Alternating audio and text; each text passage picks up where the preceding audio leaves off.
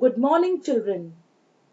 I'm before you, and today I'm going to continue with your lesson 3 of class 12th. And the name of the lesson is A Father's Letter. Let's have on your screen. हम अपने last 2 videos में 4 paragraphs को अच्छी तरह study कर चुके हैं. आज हम 5th पैराग्राफ से कंटिन्यू करेंगे. I'm going to read this for you and then I'm going to explain it to you word to word. You complain since that the boys laugh at you and do not care about you and that you are not treated as you were at home. यहाँ पर father अपने सन का जो उनके साथ school में हो रहा है because the father's son is admitted in a new school.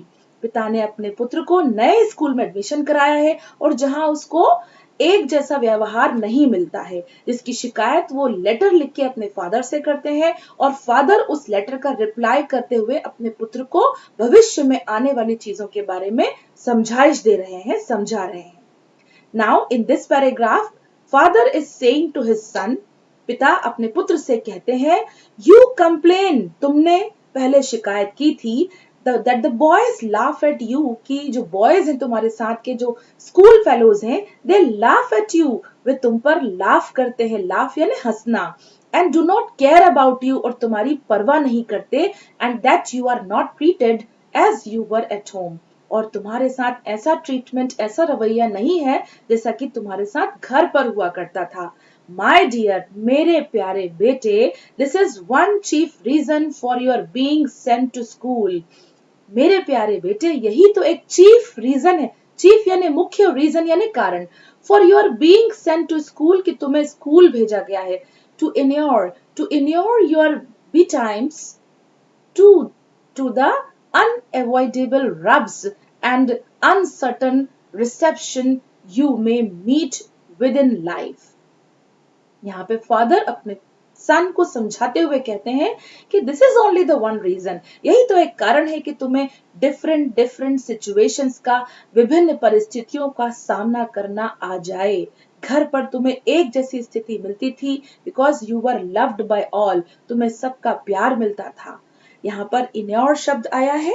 इन्योर शब्द का अर्थ है अभ्यास, अभ्यस्त होना.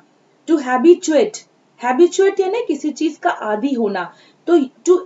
To inure your betimes मतलब समय से पहले तुमको अभ्यास कराया जा रहा है, तुम्हें उसकी प्रैक्टिस करवाई जा रही है. टू द अनएवॉइडेबल रब्स का मतलब है ऐसी सिचुएशंस, ऐसी परिस्थितियां जिनको टाला नहीं जा सकता, जिनका आपको जिंदगी में आगे सामना करना ही पड़ेगा. तो इसीलिए तुमको स्कूल भेजा गया है कि तुम ऐसी स्थितियों का अकेले सामना करना सीख जाओ. एंड अनसर्टन रिसेप्शन का मतलब है स्वागत. तो अनसर्टन यानी जो तय नहीं है, जो पहले से पता नहीं है. You may meet in your life, ऐसे अनसर्टन सिचुएशंस जो कि तुम्हें, अनसर्टन रिसेप्शंस का मतलब है अनिश्चित स्वागत, जो आपको पता नहीं है कि आपके फ्यूचर में आपके साथ होने वाला है. आपको उन सब से मिलना है, उन सब का सामना करना है. That is why I have sent you to this school, और इसी कारण से मैंने तुम्हें इस स्कूल में भेजा है. You can not always be with me. Writer यहाँ पर कहते हैं you can not always be with me, तुम मेरे साथ हमेशा नहीं रह सकते.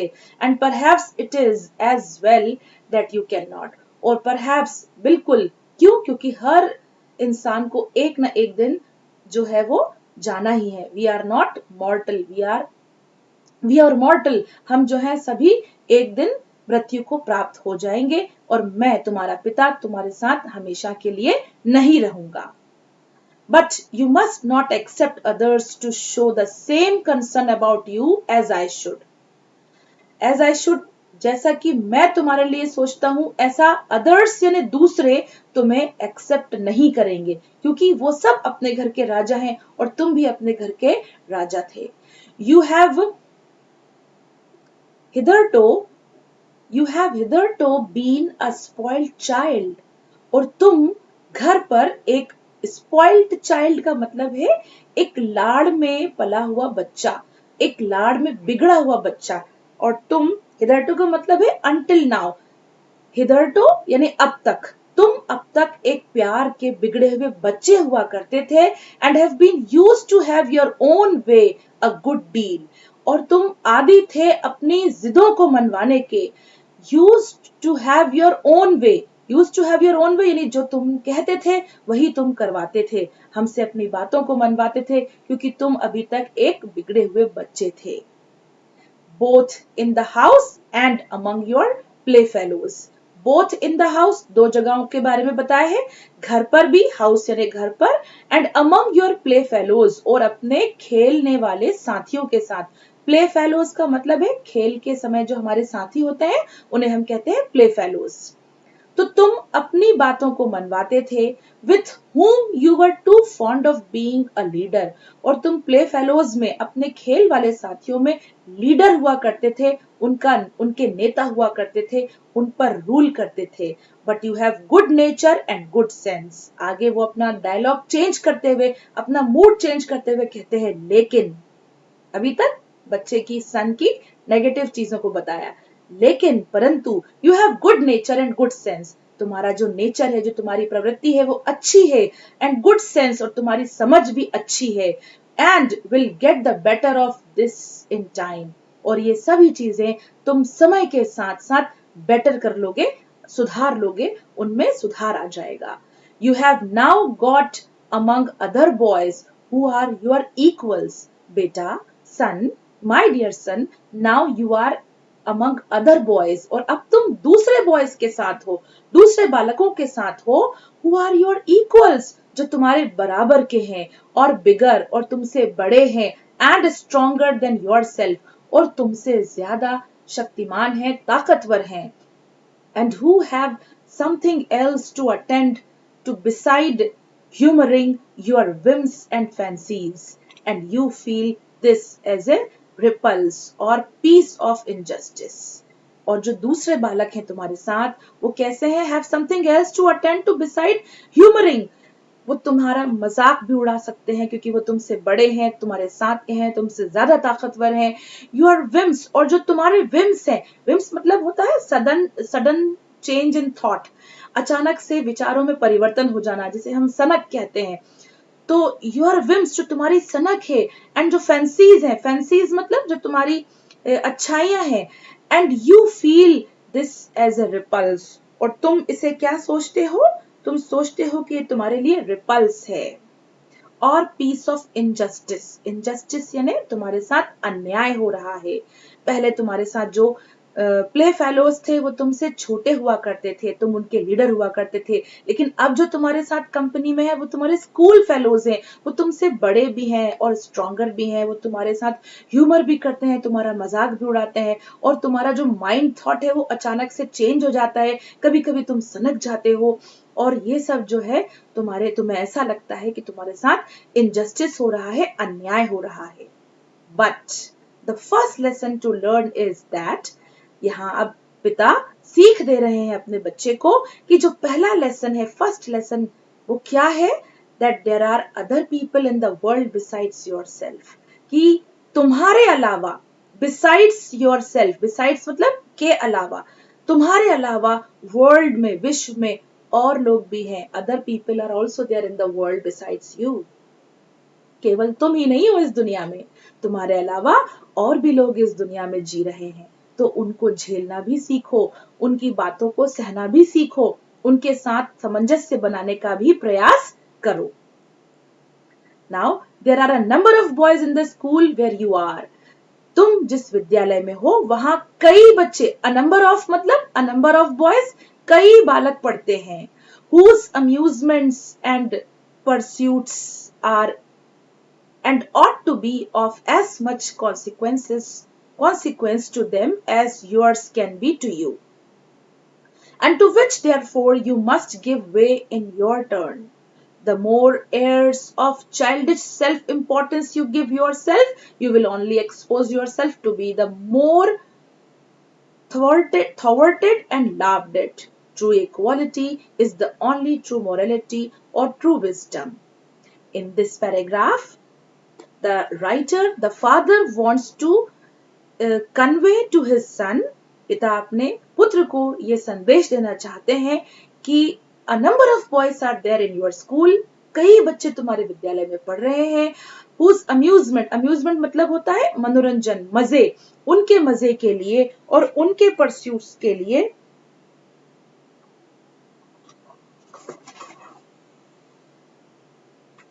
आपको क्या करना है, आपको उसका शिकार नहीं बनना है। And ought to be of as much consequences to them as yours can be to you।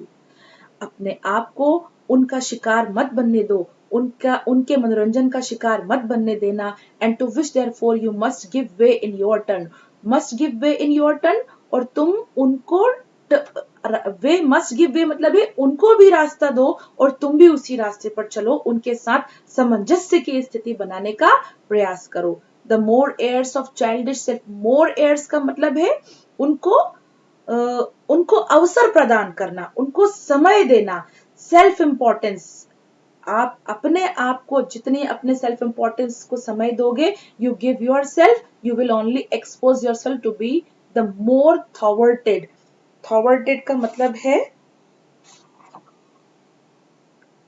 Prevented, तो आपको थॉवर्टेड एंड लाव्डेड, लाव्डेड यानी अगर आप अपना सेल्फ इंपॉर्टेंस इन बच्चों के सामने ज्यादा दिखाओगे तो ये जो आपके क्लास फेलोज हैं ये आपका मजाक बनाएंगे, आपके ऊपर हंसेंगे।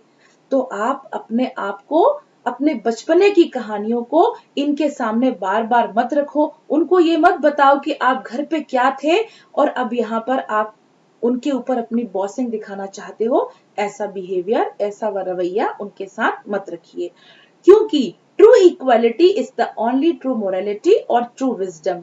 आगे फादर बताते हैं कि जो ट्रू मतलब सही, इक्वालिटी ने समानता, सही समानता वही है जिसमें ट्रू नैतिकता, जिसमें सही नैतिकता हो, मोरालिटी यानी नैतिकता और बुद्धिमत्ता हो।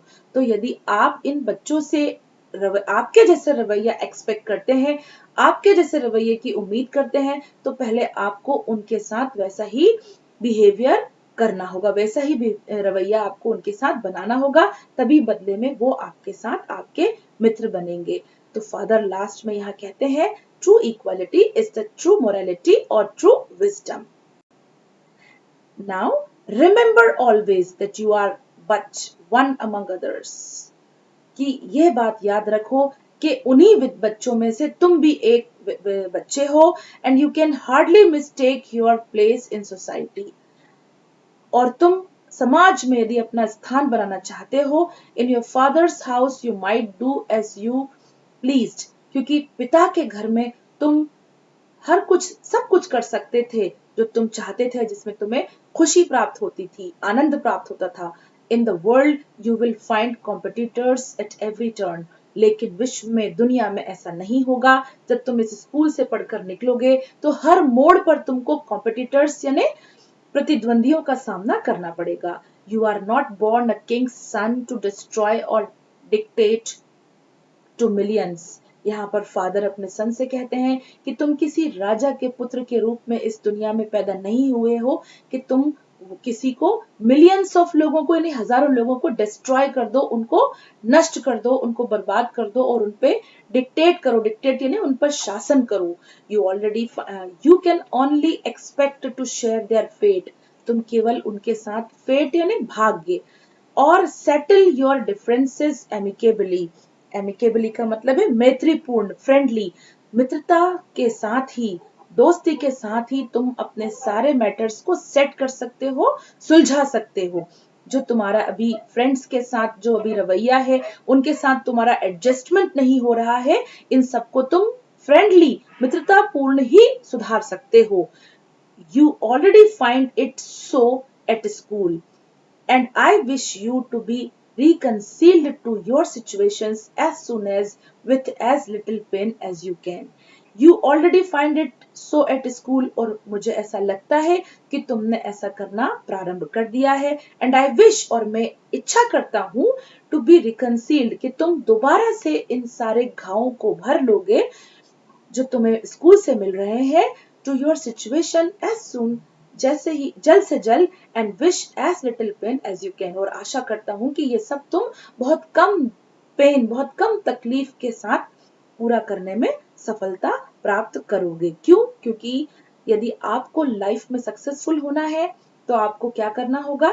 You should be very friendly and down to earth. आपको हमेशा नीचे वाले को देखना होगा, ना कि आपसे आगे वाले को। योर अफेक्शनेट फादर, तुम्हारा प्रिय पिता। और विलियम हैजलिट। तो ये विलियम हैजलिट द्वारा लिखा गया लेटर था, जिसको आपने बहुत अच्छी तरह स्टडी किया। इसमें उन्होंने अपने सन को आगे विश्व में, भविष्य में दुनिया का सामना कैसे करना है, आपके साथियों का सामना कैसे करना है, जब आप जॉब करेंगे तो जॉब में आपको कैसे लोग मिलेंगे और उनको किस तरह आपको डिसआर्म करना है, किस किस तरह आपको उन पर रूल करेंगे, वो सारी बातें इस लेटर के थ्रू उन्होंने अपने सन को समझाई हैं। तो एक्चुअली आप 12th क्लास के बच्चों को विलियम हैजलिट इस लेटर के थ्रू ये सारी सीख देना चाहते हैं, because you are also in that stage. आप भी अभी उम्र के उसी पड़ाव पर हैं और आपका अगला जो स्टेप होगा वो होगा आउट ऑफ योर स्कूल, आपके विद्यालय से बाहर, जहां आपको इन डिफरेंसेस का सामना करना पड़ेगा, इन कठिनाइयों का सामना करना पड़ेगा। तो you have to be prepared for the outer world. आपको भी बाहर की दुनिया के लिए इसी प्रकार तैयार रहना होगा जिस प्रकार विलियम हैजलिट अपने पुत्र को बाहर की दुनिया का सामना करने के लिए तैयार कर रहे हैं। तो आशा करती हूँ कि आपको इस लेसन से बहुत कुछ अपने जीवन में आगे करने के लिए मार्गदर्शन मिला होगा। If you have any query, अगर कोई और जानकारी आपको चाहिए, आप कमेंट बॉक्स में जाइए, कमेंट कीजिए, and I will definitely try to solve your questions, try to solve your queries. अगले वीडियो में फिर मुलाकात होगी। जब तक के लिए गुड बाय।